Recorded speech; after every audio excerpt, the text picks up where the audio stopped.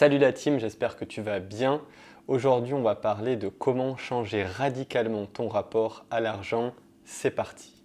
Ce que je vais te présenter aujourd'hui à travers de cette vidéo, c'est un extrait de la conférence auquel j'ai assisté sur l'île de la Réunion, donc conférence qui a été animée par Laurent Marchand, qui est un coach de développement personnel. Je te mettrai le lien de son blog dans la description. J'ai une question à te poser là maintenant tout de suite.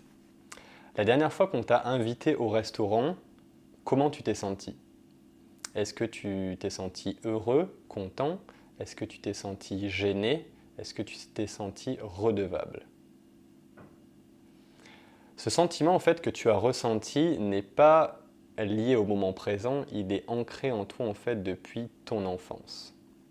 Donc en fait ce que tu vas ressentir par rapport à l'argent, et quand on te le donne ou quand on t'offre quelque chose, c'est lié à tout ce que tu as vécu depuis ton enfance. Beaucoup de gens vont critiquer l'argent. Pourquoi? Parce qu'ils n'en ont pas assez, parce que l'argent est soi-disant difficile à gagner, parce qu'un certain nombre de personnes en font un mauvais usage, parce que l'argent peut créer des guerres, etc. Donc l'argent, c'est vrai, a une connotation un petit peu plus négative pour la majorité des personnes. Et c'est fruit de notre éducation. Depuis tout petit, on a baigné dans ce climat où, pour la plupart d'entre nous, l'argent était compliqué à gagner, on n'en avait pas suffisamment dans notre vie.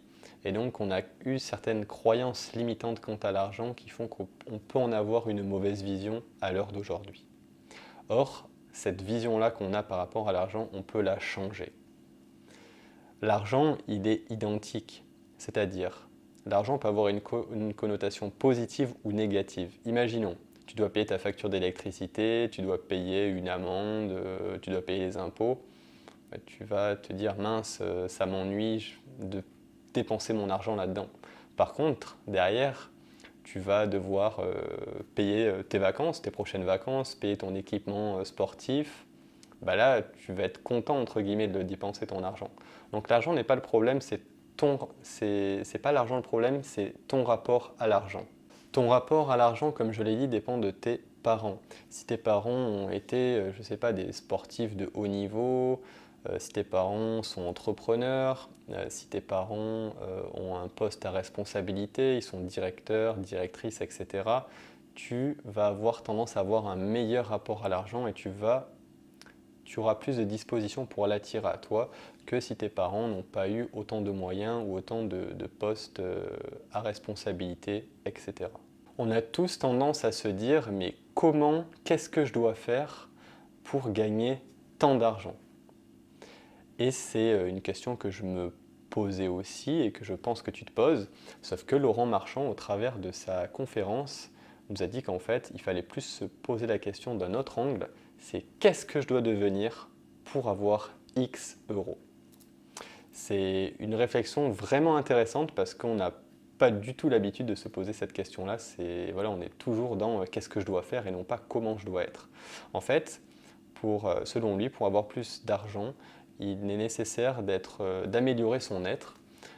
Donc voilà, en faisant du développement personnel, en étant plus cool, en procurant de la valeur aux gens. En fait, il faut se poser la question, mais qu'est-ce que j'apporte aux gens? Dans quel état je les mets? Est-ce que je les rends heureux ou pas? Est-ce que je laisse un sentiment positif ou pas? Aussi, pour avoir plus d'argent, en fait, ton objectif premier doit être de faciliter la vie des gens. Il faut faciliter le quotidien des gens, non pas en vendant ce dont toi tu as envie de vendre, ou non pas en fonction de ce que toi tu as envie de faire, enfin, sous certaines limites bien sûr, mais voilà, tu dois t'adapter à ce que veulent les gens et comment tu peux les aider au mieux en te faisant plaisir quand même, c'est l'objectif. Souvent on a tendance à vouloir attendre la bonne idée, le bon moment, pour se lancer dans quelque chose qui peut fonctionner. Sauf qu'on ne sait jamais ce qui va fonctionner.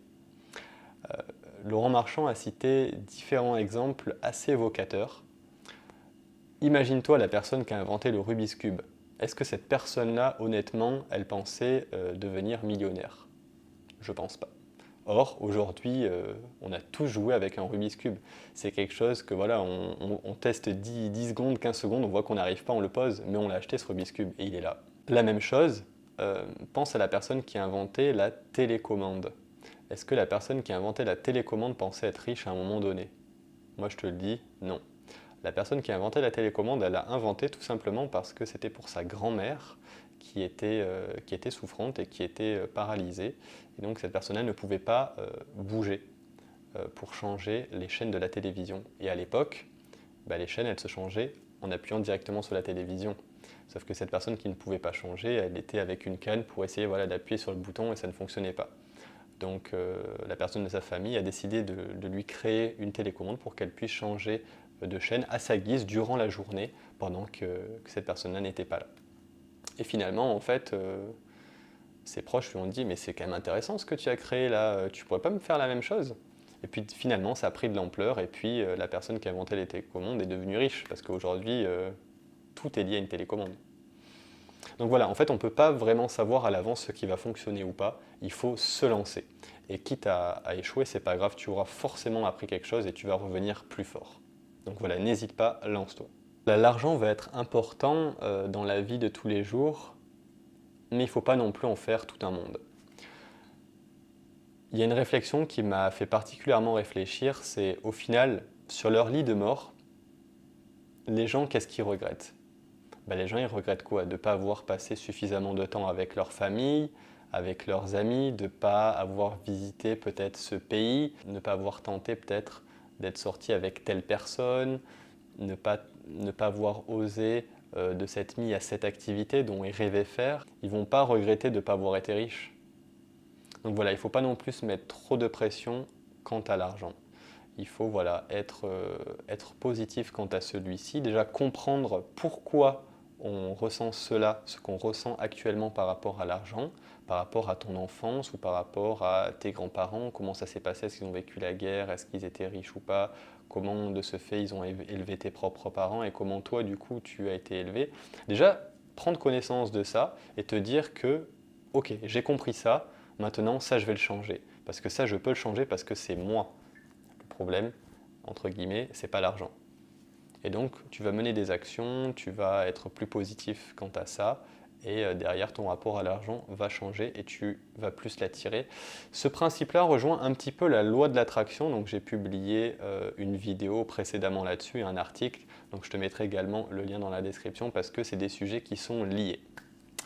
Donc voilà concernant cette vidéo, donc comment changer radicalement son rapport à l'argent. Je vais te mettre, comme je te l'ai dit tout à l'heure, le lien du site de Laurent Marchand dans la description. Pose un like, abonne-toi, partage la vidéo et je te dis à plus.